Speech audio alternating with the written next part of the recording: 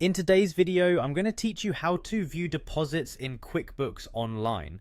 Whether you're a small business owner, accountant, or just someone trying to keep track of your financial transactions more effectively, QuickBooks Online is an invaluable tool. We'll break down the simple steps you'll need to take to view your deposits with ease. First, you'll want to sign into your QuickBooks Online account. This might seem straightforward, but having your credentials ready will help you avoid any unnecessary hassle. Once you're signed in, you select QuickBooks Online from your available options. Next, enter your login details. If you don't use QuickBooks often, this could mean using your email address and password associated with your account.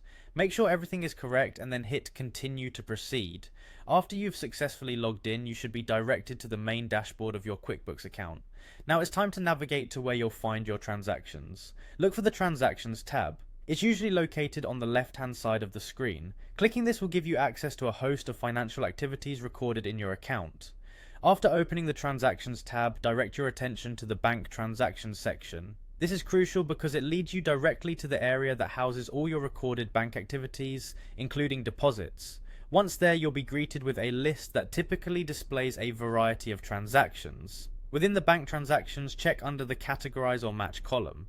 This column is particularly important because it indicates the status of each transaction, letting you know what needs to be categorized or matched. Pay attention here for any activities labeled as deposits. These entries will help you quickly identify and view your deposit transactions. When you spot a deposit transaction that you need to examine, click on it. This action opens up further details about the transaction. It's like opening a box to take a closer look at what's inside, providing clarity on the particulars of the deposit.